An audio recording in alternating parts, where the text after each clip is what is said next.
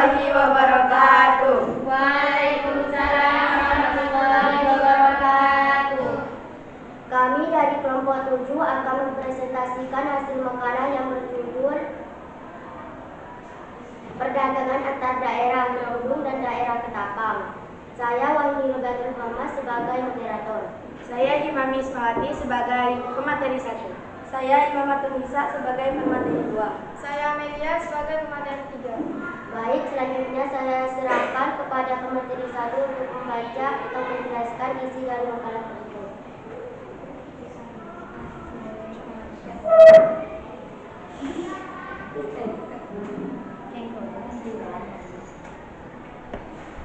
Satu, perdagangan antar daerah. Di dalam kehidupan sehari-hari tentu kita tak asing lagi dengan istilah perdagangan, dan dalam lingkungan sederhana juga kita pernah menjadi salah satu dari pelaku kegiatan perdagangan. Misalnya sebagai pribadi atau sebagai pedagang. Perdagangan adalah kegiatan atau proses pertukaran barang dan jasa dari produsen ke konsumen. Kegiatan perdagangan dan pemasaran mempunyai peranan penting terhadap perkembangan satu daerah. Usaha perdagangan dapat mempertinggi nilai satu barang, mempertinggi tingkat konsumsi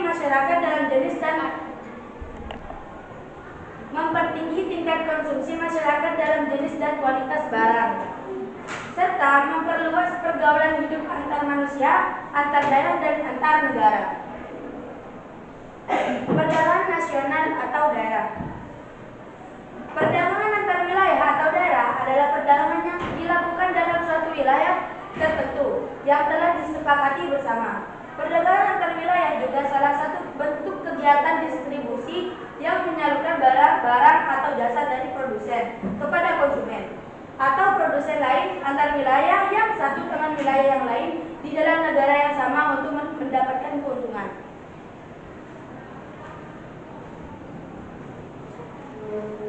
Dan untuk meningkatkan perdagangan daerah ini, pemerintah mengeluarkan beberapa kebijaksanaan. A. Mengidentifikasi barang-barang yang dibutuhkan masyarakat. B. Menyederhanakan prosedur perdagangan. C. Mengawasi arus mobilitas barang perdagangan daerah. Juga dibedakan menjadi 2, yaitu 1. Perdagangan lokal antar wilayah dalam satu pulau. 2. Perdagangan interinsuler yang dilakukan dari satu pulau ke pulau lain. Baik, saya lanjutkan kepada materi 2 untuk melanjutkan. Halo.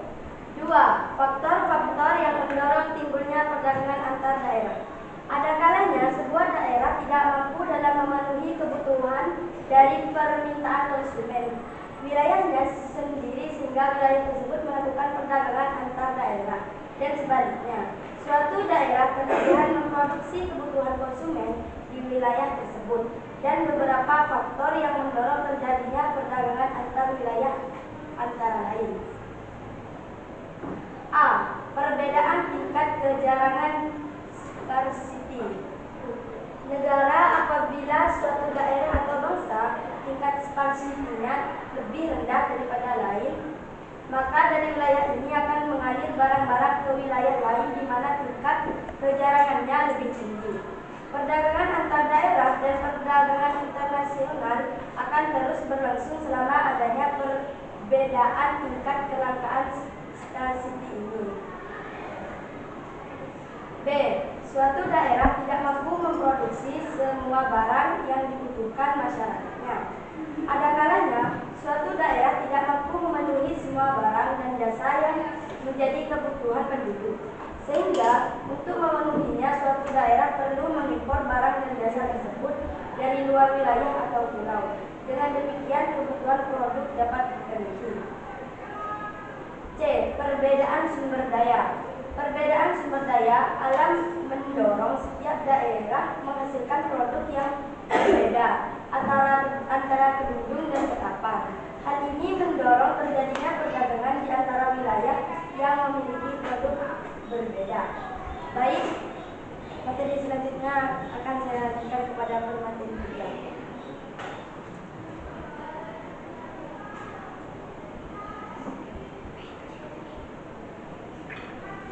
D.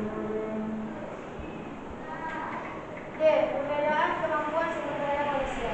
Kemampuan sumber daya manusia antara wilayah satu dan wilayah yang lain berbeda. Contoh, ada daerah yang sudah mampu dan ada yang belum mampu untuk memproduksi padi dengan cepat dengan menggunakan bantuan mesin, dan di daerah lain masih menggunakan tenaga manusia atau kerbau dalam membajak sawah. Sedangkan hampir seluruh wilayah membutuhkan untuk makanan pokok. Dampak positif: mempererat persahabatan antar bangsa. Perdagangan antar negara membuat tiap negara mempunyai rasa saling membutuhkan dan rasa mempunyai persahabatan.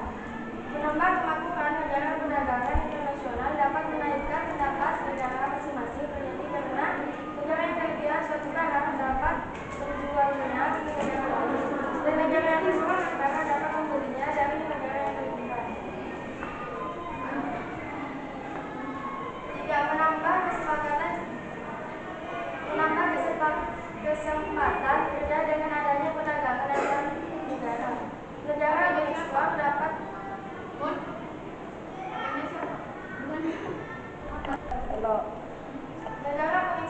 menambah jumlah produksi untuk konsumsi luar negeri. Naiknya tingkat produksi ini akan memperluas keseimbangan kerja. 4. Mendorong kemajuan ilmu pengetahuan dan teknologi. Perdagangan internasional mendorong para produsen untuk meningkatkan mutu hasil produksinya. 5. Sumber pemasukan kas negara. Perdagangan internasional dapat meningkatkan sumber devisa negara. Dampak negatif: 1. Adanya ketergantungan suatu negara terhadap negara lain. 2. Adanya persaingan yang tidak sehat dalam perdagangan internasional. 3. Banyak industri yang kurang mampu bersaing menjadi hulu ikan. 4. Adanya pola konsumsi masyarakat yang menurut konsumsi negara yang lebih maju. 5. Terjadinya kekurangan tabungan masyarakat untuk investasi. Ini terjadi karena masyarakat menjadi konsumsi.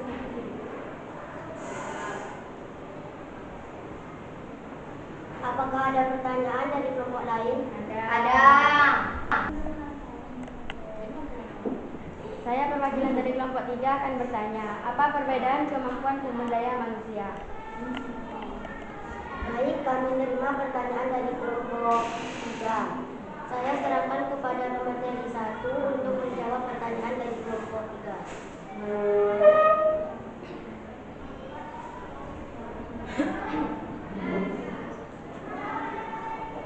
Baik, saya akan menjawab dari pertanyaan dari kelompok 3. Perbedaan kemampuan sumber daya manusia yaitu kemampuan sumber daya manusia antara wilayah satu dengan wilayah yang lain berbeda. Contoh, ada daerah yang sudah mampu dan ada yang belum mampu untuk memproduksi padi dengan cepat dengan menggunakan bantuan mesin, dan daerah lain masih menggunakan tenaga manusia atau kerbau dalam membajak sawah. Sedangkan hampir seluruh wilayah membutuhkan untuk makanan pokok. Apakah bisa diterima jawaban kami? Bisa. Bisa. Bisa.